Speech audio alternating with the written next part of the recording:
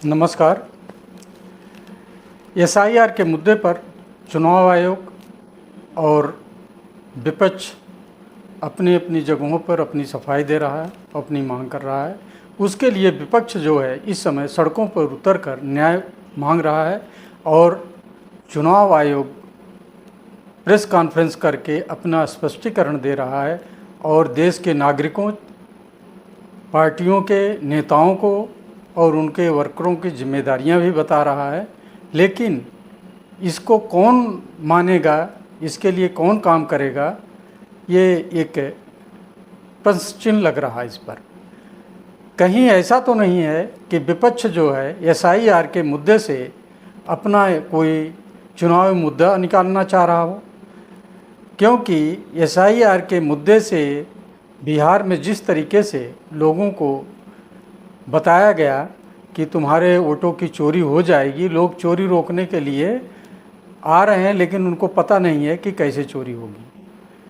इस तरीके से भ्रम वाली नीतियां अपना के या चुनावी मुद्दे बनाए जाएंगे तो हमको लगता है कि चुनाव आने तक बिहार में राजनीतिक भ्रम जो क्रिएट किया जा रहा है ख़त्म हो जाएगा और रिजल्ट जो है वो कुछ और आएगा।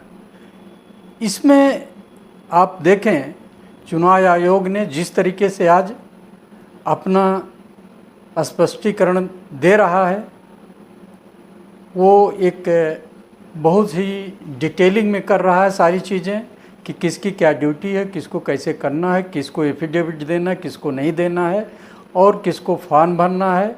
सारे उसने रूल रेगुलेशन के साथ अपनी एक्सप्लेनेशन दी और 2 वोट कैसे बन रहे हैं उसको बताया और एक एपिक नंबर पे 2 लोगों की आईडी कैसे बन रही है उसको भी बताया। और बंगाल के एसआईआर के सर्वे की डेट को उन्होंने कहा हम आगे डिसाइड करेंगे, आगे बताएंगे। तो ये जो इस समय विपक्ष द्वारा एसआईआर के मुद्दे को लेकर एक कहा जाए तो केवल हल्ला मचाकर लोगों को अपनी तरफ आकर्षित करने का एक तरीका है। और मैं देख रहा था कि बहुत सारे लोगों को एसआईआर पे वो आ गए हैं, लेकिन उनसे पूछा जाता है कि आपके वोट हैं, वो कहते हैं हाँ है। तो इस तरीके के बहुत सारे लोगों ने कहा, कहे तो फिर क्यों आए, कहे वोट चोरी हो जाएगा, तो चोरी रोकने आए हैं। ये मतलब नया मुद्दा और नए तरीके की सोच जनता में जो डाली जा रही है, ये इससे क्या होगा क्या नहीं होगा आने वाला समय बताएगा। लेकिन साथ में मैं कहता चलूँ, बिहार की राजनीति में एक बहुत ही बड़ा मोड़ आने वाला है।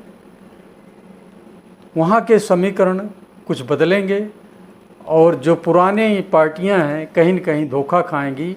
और दिल्ली में जिस तरीके से केजरीवाल ने अपनी पहली चुनाव में इतने सारे वोट पाए कि जिसको उम्मीद नहीं कर सकते थे, वो बदलाव की ही भावना थी। तो इस समय जन स्वराज जो बिहार में कर रहा है उसको काफ़ी समर्थन मिल रहा है और लोग उसके साथ जुड़ रहे हैं, युवा भी जुड़ रहे हैं और जनता दल के लोग भी उसमें अपनी प्रतिक्रिया दे रहे हैं और राष्ट्रीय जनता दल के लोग जो हैं, उनके वोटर जो हैं, वो भी अपने को कहते हैं कि हमें भी कोई ऐसा नेता मिले जो हमारी बातों को समझे और मेरे लिए काम करे। तो ये एक महत्वपूर्ण वहाँ पे चेंजेज आ रहा है जो आने वाले समय में और क्लियर होगा, स्पष्ट होगा, तो पता चलेगा कि बिहार में अभी कौन जीतेगा और कौन हारेगा नवंबर में।